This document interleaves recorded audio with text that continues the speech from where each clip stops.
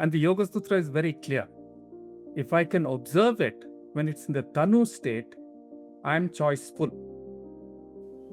If I cannot observe it in the Tanu state, I cannot have choice. That takes over.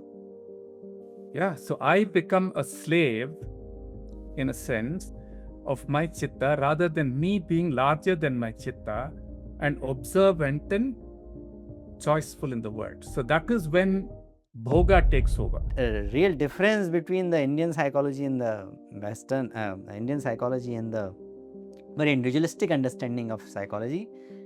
It can be summarized as it's my life versus it is all life. Our firm belief is that Indian psychology can enrich the discourse in the so-called currently mainstream psychology, address the problems of the world, of human mind, of human life in its unique way. Hierarchies are only useful in the time of war. They're actually dysfunctional in the time of peace. And today's problems, the environmental crisis, is because we're applying the war model to peace times. And this has to be changed. And personally, I don't think any other country except India has the civilizational weight and the civilizational wisdom to do this.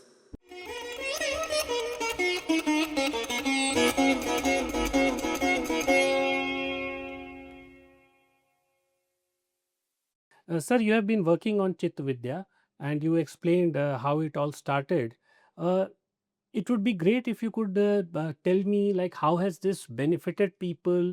A couple of examples maybe where the people who were taught or who interacted with you went out in the met people and brought about changes which were really remarkable. So can you give us a little nuggets on that? Understand what I do in Chitta Vidya, na? It will be very interesting for me to go back to what Ashish ji was saying. See, for example, he was talking about the exchange at the level of prana. Now, what Abhinava Gupta's theory of rasa talks about is precisely that. So, when I'm really sensitive, there is something that he calls Sadarinikarana, which is the critical element of communication. So, without actually practicing this, how I understand Rasotpatti, how I can resonate with you, and so on, human interaction ends up becoming utilitarian. Because then I separate myself from you. And the moment I separate myself from you, Yoga Sutra and Sankhya and all the Indic texts will tell you the only possible relationship with you is either desire or fear or some form of acquisitiveness or competitiveness, proving myself, and so on. What are generally called egotistic ways of being. Yes. Right? That's what Ashish ji was also pointing to. There's a difference between being an individual who's a fragment of the whole and being a Vyakti who's part of the whole. Right? So, one of the key things that we teach through various use of dance and theater exercises is this understanding. How do I understand rasa? How is rasa connected to the body? Because all the vasanas and samskaras are ultimately connected to the way I deal with my rasa. Yeah, so Krishnamacharya has made a really important statement. He says the sign of a yogi and a mature individual is my ability to experience rasa exactly as the challenge requires and go back to Shantam. So every time I rest in Shantam, act absolutely appropriately, and come back, the entire movement will be Dharmic, will be in the Purushartha frame. It'll give me Ananda and so on. Yeah. The next level of understanding is that each of these 8 rasas. Now, Shantam doesn't express itself, has a peculiar way of impacting my thought, my feelings, and my actions. Right? For example, if Bhayanaka is induced, it will make me act like a victim, afraid. All my thinking, everything will be controlled by that. Now, that's the second thing that a person needs to really understand. This again is connected to the body and the breath and everything. And I have to learn how to look at it honestly, because the Yoga Sutra talks about this, that these tendencies are in the form of prasutta, which is a seed like form, or Tanu, which is just sprouting, or Udara. Most of us are only experiencing it in the Udara form when it takes over. Whereas the understanding of Chitta Vidya using asana, pranayama, pratyahara techniques, and through the use of theater and dance, you can understand how this is appearing in me. And the Yoga Sutra is very clear. If I can observe it when it's in the Tanu state, I'm choiceful. If I cannot observe it in the Tanu state, I cannot have choice. That takes over. Yeah, so I become a slave, in a sense, Ashish ji referred to this, of my chitta rather than me being larger than my chitta and observant and choiceful in the world. So that is when bhoga takes over, greed takes over, anger takes over, right? What you referred to initially as the negatives of vasana, they take over. Whereas when I practice this way and I really understand how to look at this, I become extremely choiceful, right? And then these are the things that finally show up as the 5 Pandavas that Ashish ji was talking about. Na? Yudhishthira is one kind of a drive. We need security, we need solidity, we need certainty. So Yudhishthira provides all of that. Yeah. Now we need adventure, something new, excitement, passion. That's another drive, na? Right. So that is where Bhima becomes the architect, right? And then you have Nakula, who's love, nurturance, and then insight, which is Sahadeva. And our friend Arjuna is the one who has to figure out which is the right thing to do at what time. That's the greatness of Arjuna. Okay. Yeah, he's the middle guy. Huh? So he's the one who makes these incredible choices. So the entire Bhagavad Gita is to help you to understand how to be choiceful. And this is what we teach. So we use the Mahabharata, we use the Itihasa Purana, sometimes Ramayana and all that, to understand this whole process of how does the rasa become your archetypal energetic forces which become the drives and interact with the world. So people who learned from us learned the whole gamut, asana, pranayama, pratyahara, and so on. And therefore, in leadership, they become much better leaders. There are a set of coaches now studying with me. They really understand coaching in a way that is very different from the current genre of coaching. Coaching, as in, sir, like educational parts or life coaches? What kind of? Various executive leadership coaching, life coaching, and so on. Largely, it's focused on performance and utility. Whereas when they use Chitta Vidya as the basis, it is how to understand Purushartha. How do you understand a Dharmic way of using my capabilities, which is the central Indian focus.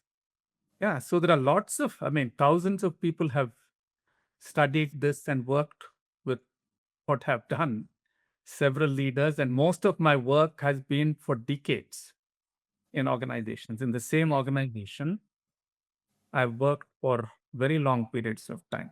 Sir, in fact, from your explanation, two terms come to my mind, which I think you would be, most qualified to explain and elaborate on. One is a very common term we keep on hearing, in our late discourse, something called Nishkam Karma. And the other is that today, youth, not only youth, I mean, we always try to say youth of today, but even people who are not so young, people like us, they are also being bombarded with so called choices. And you talked about being choiceful. So, can you just elaborate it on these two aspects, like Nishkam Karm, what you explained, can it be called Nishkam Karm, or do we understand there is a much deeper understanding of that? And of course, choices. See, Nishkamya karma, in my understanding, I mean, Ashish had given a very beautiful overview, so I'll just take from that. Is your ability to stay anchored in Shanta. Like Krishnamacharya has talked about also, you stay anchored in Shanta. So, what happens when you stay anchored in Shantam? The first thing is your mind perceives exactly what is.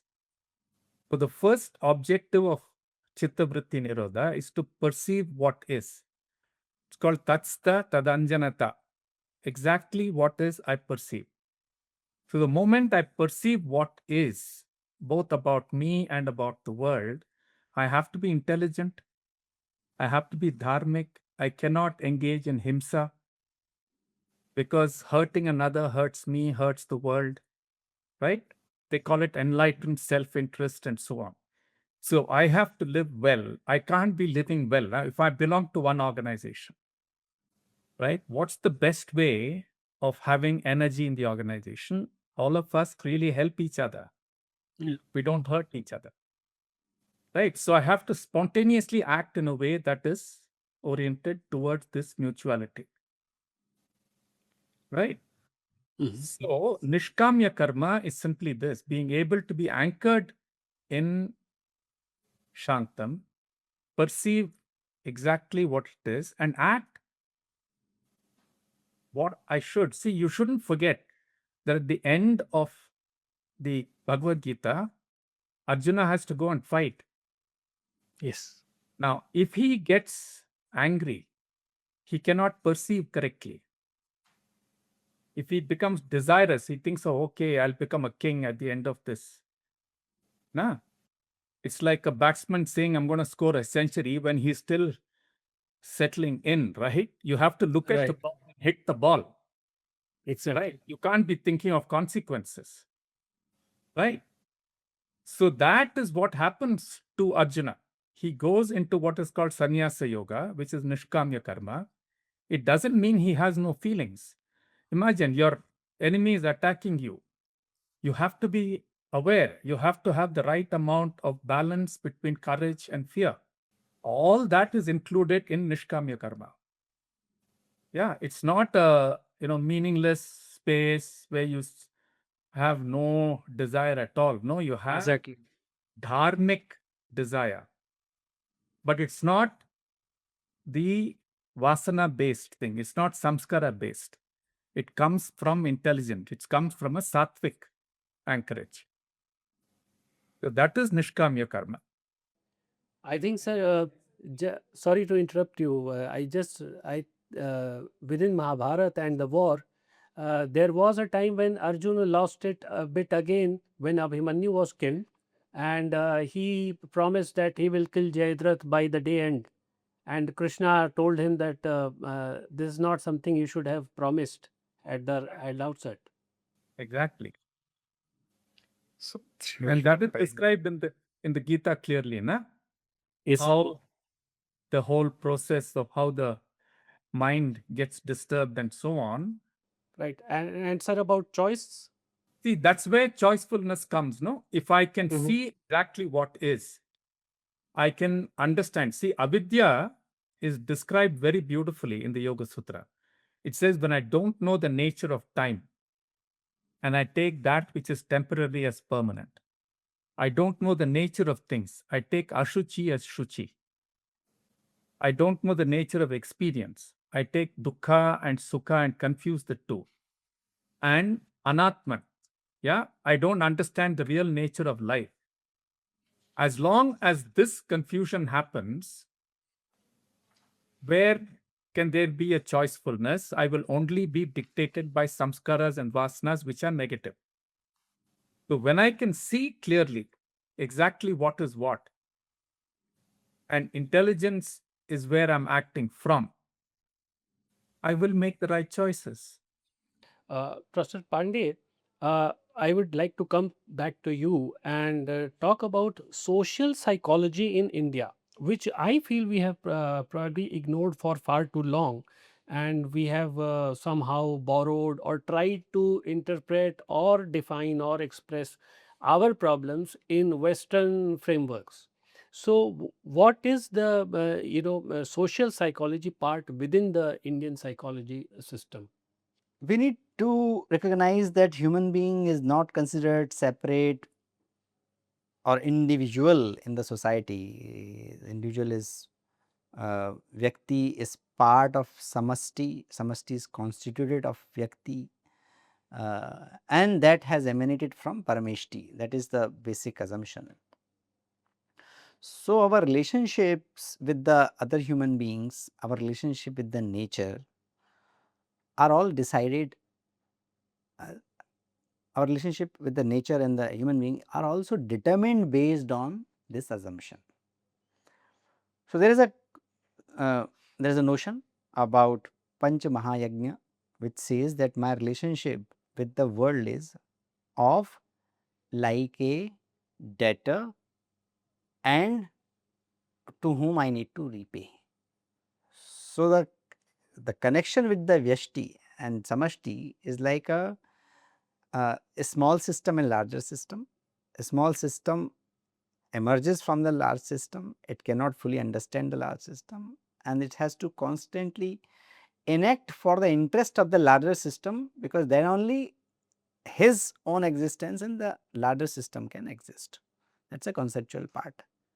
It is reflected, this concept, the basic assumption is reflected in the various practices and traditions.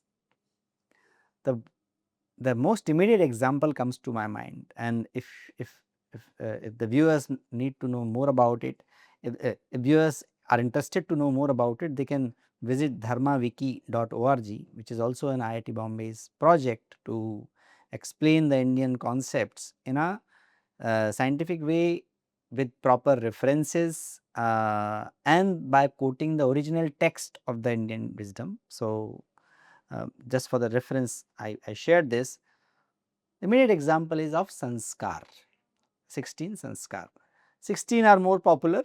One rishi has given 48 sanskar, another rishi has given 14, then there are some other, but the 16 sanskar are the expression of the how human development takes place in the society, and that is, in my understanding, is a great expression of the social psychology. The first sanskar, I will take only a few examples of, I will take example of only few sanskars. Garbhadhan sanskar. Now, Garbhadhan sanskar is happens in the society with a larger family and community, that happens before even conceiving the child. 3 months before conceiving the child, couple declare that they are now going to enter, now they have the intention to extend the family. This is an act of responsibility. Family identity, role of family, role of parents, not only to raise the child as a biological unit, but as a member of the society, and divinity getting expressed in the human form. So, if you look at the mantras of the Garbhadhan, it connects how the individual is connected to the existence and how it important responsibility is to bring another human life in the world. Then another sanskar, the Chudakaran sanskar, which is commonly called Mundan, or Mundan mein, in the Mundan sanskar nowadays we see dance and drama and all the entertainment happens. I am not against that, I am not criticizing that. What I am saying is we need to look at how the Chudakaran is actually conceptualized and what is the nature of the Chudakaran. If we look at the mantras of the Chudakaran, it indicates what is the role of the child in the society. So, that is the first orientation of the child to be a responsible member of the Vyashti. After Churakarn comes Yagyopavit. Yagyopavit, if you look at the Yagyopavit, it is starting of the education. Before starting to the education, child is again exposed to what is the purpose of education and his responsibility towards the society, towards not only the human being, but all the creatures in the world, his understanding about the Panchmahabhuta, which are related to taking care of parents, teachers or rishis, all the physical existence, all the organism, what we call the Bhuta Yagya, Rishi Yagya, Pitra Yagya, this is exposed, and there is a ritual. That ritual is still on, and we see that mostly followed in the Yagyopavita even today. Child goes and bows down and asks for the alms for everybody, means starting from mother, it asks alms from for the different sections of the society, all the communities are represented there. It is a message that your life is dependent on all these members who are enacting different roles in the society, maybe of a barber or a carpenter or a farmer or Vaidya or teachers, and of course the parents. So, this is the way psychology is ingrained, not as a mind science. Psychology is ingrained as a way of life and making the individual a responsible member of the society. If you look at the Vivaha Sanskar, the Vivaha, the communication, this is not a contract, it is an act of responsibility. And if you look at the Shiva Sutra, the great appreciation is there in the Shiva Sutra, which talks about how the Grahasthashram is the source of or the caretaker of all other ashrams in the world. So, this is the social psychology enacted in the Indian mind, which is based on the deep sacred connection between the individual and society and their mutuality, and not only society but existential harmony. Means if we look at the Bhuta Yagya, it talks about taking care of all the organisms, cow, dog, goat, all the organisms available. Also taking care of the Panchatattvas. So, these are the messages, these are the integral part of the Indian worldview, which are used not to treat the human psyche or to make that psyche to cope up with the reality, but to live a joyful life where it is not only it's my life attitude. If you look at the real difference between the Indian psychology and the Western Indian psychology and the very individualistic understanding of psychology, it can be summarized as it's my life versus it is all life. When we live the life as it is all life, as it is my life, I look at this plant also as my life. I will look at my parents and the society and all natural being also grand expression of a life of which I am part of. So, that is how Indian mind looks at the society and the samashti. Samashti is a better word, which include human and non-human, everybody. And all these rituals are integrated to inculcate that connection, recognize that connection, embrace that connection between the Vyakti and the Samashti. Sir, one thing is there. Usually, when we talk about if I'm correct, the term is Panchmahabhuta Yagna. Yes. Now, whenever we use this word, there is a tendency to think of it in terms of a large congregation and a proper Vedic that sacred fire is there. There are purohits and all, but this is not as elaborate, or it's not a one time thing. How do we explain this to a younger audience? This Panchamahabhuta Yagna. Panchmahabhuta Yagna is based on what is my connection with the world. Now, look at how I am part of this world. This is logical that I am a small system, part of this larger system. How I relate with larger system and how different parts of the larger system I need to connect with, that understanding comes by the Pancha Mahayagna, because they arise from the Pancha Rina. Rin is the debt. To exist, what is my first step towards?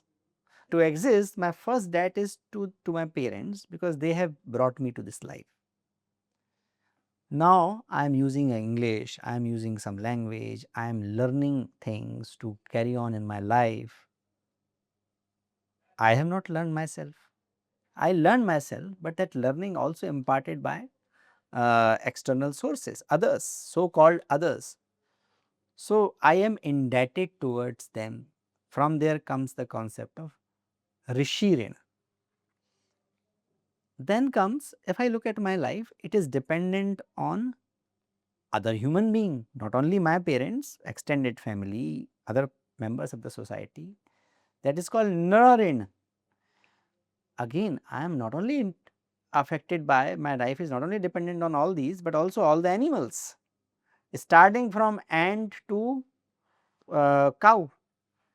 Most sophisticated, most complex is cow, because it can relate with the human being at the same emotional level, and ants and the small elements and the plants, they all are constituting this world where I am existing, which I am part of.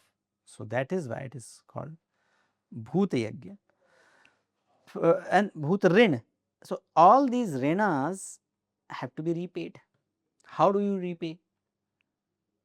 You repay you repay your Pitrin by taking care of your parents and giving good sanskar to your progeny and taking forward your family. You cannot repay fully, you cannot pay back to your parents, but you can take care of your kids better.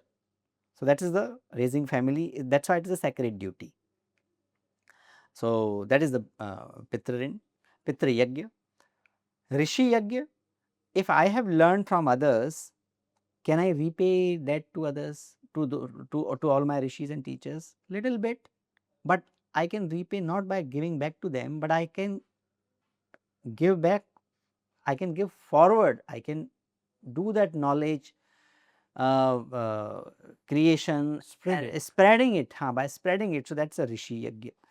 Bhuta Yagya, I have to take care of all the animals in whatever way possible. So, we have the rituals of giving appropriate food to ants, to dog, to cow, whosoever are there which are part of the society, the animals, and then we have to take care of the fellow human being, that is Nara Yagya. So, these are all yajnas which are the called Mahayagna, means they are relevant in all times and all situations. That is why it is called Mahayagna. And for the grahastha, for the householder, these are the most important yajnas. So, can't we see that this is the very sophisticated way of understanding our relationship with the existence, which is very much in line with the sustainability principles or taking care of nature, or cow lover and dog lovers we see all over the place. But this is the broader concept under which rishis and this culture has thought about and a way of relating and engaging, and that is the way of life, that is very scientific, that is very logical. How else we can lead life without being responsible to the all forms of life, how the life will exist?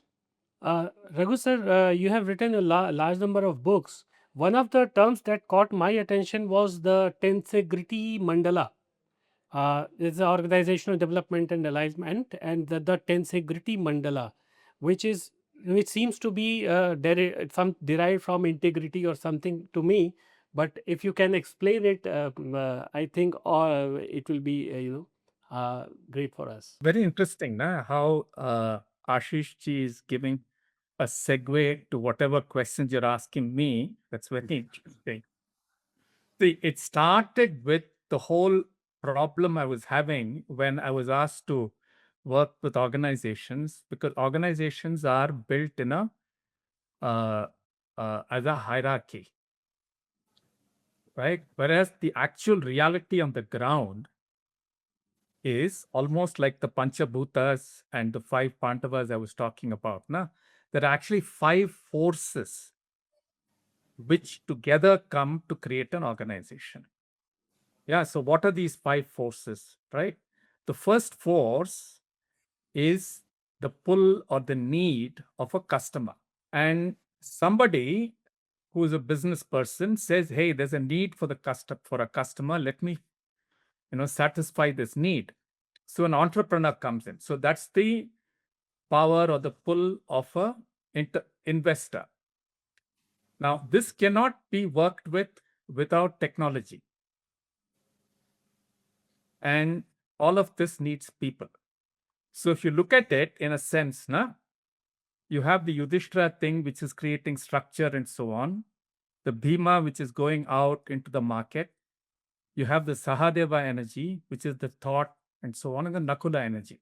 And if you arrange it in a tensegrity structure, which is uh, um, a pyramidal structure, it's called a tetrahedron, where, a pyramid, the first pyramid, it's equilateral triangle, the bottom and a point on top, you'll get a tetrahedron. Now, this tetrahedron is a very interesting thing. I took this idea from the Yoga Rahasya. Because the Yoga Rahasya says that the entire universe is a creation of four Shaktis. Icha Shakti, Kriya Shakti, Jnana Shakti, and Chit Shakti. These four forms of Shakti. So when they come together in a tetrahedral form, which is in a perfectly balanced form, the entire creativity and all of that, creation in a sense starts, because Icha Shakti, Kriya Shakti, and Jnana Shakti are part of Prakriti, and Chit Shakti is part of Purusha or Brahman. And the origin of prana and everything is when they come together. Yeah. So if you apply this to an organization, then when these four Shaktis are held together in a tetrahedron, then it becomes equipotential. Each of them has to have a different lead. If you need innovation, then that power has to lead. If you need to create belonging, then the Nakula kind of power has to lead. If you need to go out into the market and compete, then a Bhima kind of energy has to lead. If you need structure. And the fifth energy is exactly what we were talking about just now. All of this has to sit on the earth. So there is the voice of Dharma. Now, if an organization exceeds Dharma, it will become cannibalistic, which is what we are seeing in the world today. Yeah. So this utility, this maximization and all that is not a dharmic way of looking at life or organizations. Right. So we built this whole thing based on this, and we have a whole analysis of what happens when these forces are not aligned. How do, these forces don't hang out by themselves. There are human beings who are balancing these pulls. Yeah. For example, a customer wants value for money. Yeah. Whereas the investor wants return on investments. How these are Exactly. pulls. How do you balance these? And both are important. And people have to play roles in between all of these four forces, which are tension forces, to balance them. And you have to have leadership which balances all this with the five rinas that we were talking about. Only then the entire world can constantly flourish. Right? So Right. current organization design is not built on this. So that is what we used as the model, and this fits in with how temples are designed and so many other things. So most of the work I do with organizations includes all of this, now how a temple is built, how these basic structures of the universe are supposed to be built, and so on. And then the individual inside that has to understand the world exactly. Otherwise, they start pulling and pushing. Then you get into greed and all that we talked about. Right. So that's how the individual fits into this. So the individual is also a tetrahedron of the three Shaktis and his own Chit. Yeah. So that's how we built the whole thing, which is a completely, like Chinese dolls or whatever, Russian dolls, na? One within the other. Teams have to Yeah. perform this, individuals have to perform with the same frame. Yeah, if you remember, Gandhiji has talked about the oceanic circles, which is an old Indian idea, which is exactly The what mandalas. Ashish ji was talking about, how the Vyakti becomes Samashti. Right. Sir, I think we are reaching towards the end of the discussion. It has been an enriching discussion so far. Uh, I would just like to, have a concluding remarks from you, uh, as in, especially with focus or with emphasis on the whole decolonization of mind, that which we that is something we are working on, and it is now even the Prime Minister is talking about, let's decolonize everything. So, how do you see the study of these things and the spread of the study of Indian psychology into the working of the day-to-day life? How do you see it progressing from here from?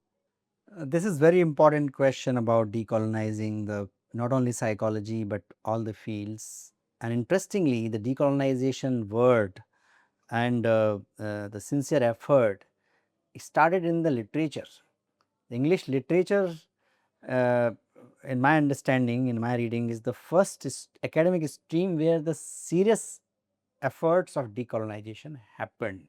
Uh, so, we need to look at the, if we look at the psychology, the decolonization, the first thing is recognizing that there is a difference, and difference is not for any fights, but difference is, I think the important thing is to recognize the difference in the basic assumption about the human being, as it is implicitly and explicitly followed in the contemporary psychology and Indian perspective of human being and mind. That is the first thing, recognizing that. Second thing which will impact, which will actually strengthen that recognition and will result into making something better out of this recognition, is practice. In IIT Bombay in last 10 years, we have conducted a more than a dozen experiments on how the breathing techniques, followed by some little bit of body relaxation and preceded by some body relaxation and followed by some calming of the mind, which is not even dhyan. From the yogic term, it is something like pranayam and pratyahar. There are 8 steps of the yoga. Pranayam and pratyahar are the 4th and 5th step. We are not even reaching to the dharana and dhyan. Even that has impact on various positive psychological outcomes. People have done PhDs on that. We have, our team has published in the reputed, globally reputed journals. There is acceptance of those in the reputed international journals. So, I think that after recognition of the difference in the human nature of human being, the second is the practice. Third is using the appropriate terms, not reducing pranamaya kosh to vitality, or not reducing moksha to self transcendence, or not reducing atma to soul, understanding that difference, and because that will result in the nuances, and we will appreciate the nuances. And the fourth thing is developing our complete body of knowledge in itself.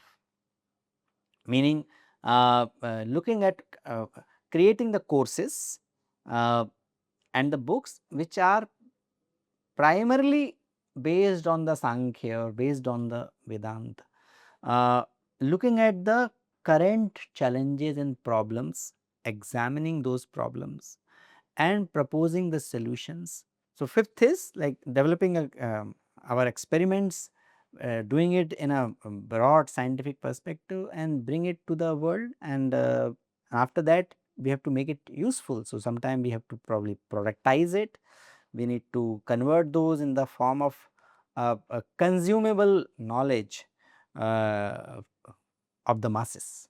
So, these are the 6 things I think, these are 6 steps I think the way forward to make the Indian psychology available to the larger world. It is we are calling Indian psychology, it is not by Indian people only, it is not for Indian people only. Our firm belief is that Indian psychology can enrich the discourse in the so called currently mainstream psychology, address the problems of the world, of human mind, of human life in its unique way. It can contribute to that. Thank you so much, sir. Raghu, sir, I come to you for the concluding remarks. And one of the things which came to my mind, since you have been working with organizations, I presume quite a few of them would have been business entities and things like that. And we are in a phase where we are looking to become the one among the topmost economic superpowers in the world. uh, with that, this kind of practice and this kind of training of Chitta Vidya, how important do you think this is? I'll just give you one my own understanding that in the early 1990s, when Indian economy was liberalized, suddenly we had what we can say, the principle of Charvak, that is, get a loan, get whatever you want, and you enjoy your life. Now that has had its own outcomes. Going forward, how do you see this mode being changed in the very way we do business? It's I mean, can we say that this kind of practice and this kind of knowledge can reclaim the way we do business from the typical Western outlook? See, it's very interesting. I got into this whole process of working with Chitta Vidya fundamentally because of a challenge from Dharampalji. I had just completed IIT, and around that time, he was in Chennai, and he asked a group of us, na, are you going to run behind the tails of the West? Can you make India great by doing that? And then he said, go study with a master if you're really interested in India for at least 10 years. Don't come back and tell me how great the Indian knowledge is. Come back and tell me how you can use it for contemporary problem solving. I've just pursued that from the 70s. That's been my entire life. And studying yoga was my biggest decolonizing moment. Because, like Ashish ji was saying, all the fundamental assumptions had to be rethought.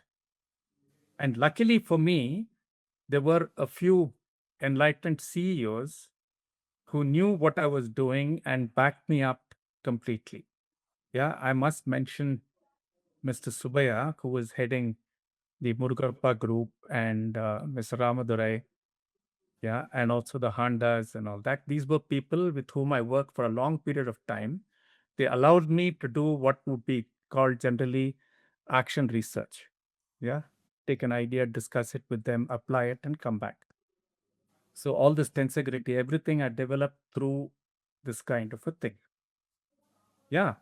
Now, one of the important things to consider is why psychology is so important. Yeah. Psychology and what you were talking about, social psychology, and that is actually very fundamental for leadership. If the idea of the world, idea of man, and idea of business, and idea of money is based on Western colonial extractive ideas, and the idea of leadership is based on extractive ideas, how can we become great? Because we are not in a time when we can colonize. That era is gone. And we have always been civilizationally dharmic oriented. We have to develop dharmic organizations. We have to develop an Indian psychology, an Indian way of looking at it, which is what Chitta Vidya is all about. And all my organization models are fundamentally based on that. And right now, what has happened is that people from Oroville and other people, half a dozen people, have come forward and asked us, how can we build dharmic organizations? So me and a friend of mine, very close friend called Brahmachari Sai Sampat, we are working on a model called the Ashta Lakshmi model. It says Dhanalakshmi is not the only Lakshmi. Yes, sir. There are 8 Lakshmis. Yeah, there is Dhanya Lakshmi, there is Santana Lakshmi, all of that. Can that be the fundamental measure of an organization's success? And then all of these methods and all that I'm talking about, we are working with. So the design of the organization cannot be hierarchical. It has to have tensegrity principles embedded in it. How do you use that? And then there's a very beautiful model in the Taittiriya Upanishad. It's called the Purushartha, which is looking at the entire structure of a human being. All the koshas are actually described as various levels of the Purushartha, which is a pakshi, a bird. Okay, what is the head? What's the right wing, left wing? What's the heart? What's the tail? It's described, and every kosha will be described like that. I've been using that model to look at this. So sometimes the Bhima energy has to be the head, sometimes Sahadeva, so on. So how do you structure an organization that way instead of a hierarchy? All right. Right? How do you change the measures? Right. So these are all fundamental things, all of which have come only from studying the Shastras. And we shouldn't forget that we've been extremely successful as business houses for thousands of years. Okay, it's only Yes. recent times that we have fallen back. Yes. We need to recapture that through the ideas of Purushartha, through Indic ideas of how do you develop a right organization and right structure for the right context, and all of these. Hierarchies are only useful in the time of war. They're actually dysfunctional in the time of peace. And today's problems, the environmental crisis, is because we're applying the war model to peace times. And this has to be changed. And personally, I don't think any other country except India has the civilizational weight and the civilizational wisdom to do this. And it's absolutely important to be done at this time. Thank you so much, sir, for your time. Thank you, Ashish, for your time and for your enriching discussion. So, viewers, you have heard various, the nuances and the deep concepts of Indian psychology. There is an Indian psychology, so that should be, should be embedded in your mind. Western psychology is not the only psychology. And I must issue a disclaimer that when we deal with the terms used in the Indian psychology, we ought to stick to the Sanskrit terms. We cannot have an English equivalent because the nuances will be lost. So, as Rajiv Malhotra ji has published a book by this title, Sanskrit non-translatables, these terms are also non-translatables. So, if you read about them, if you want to know about them, go into the actual,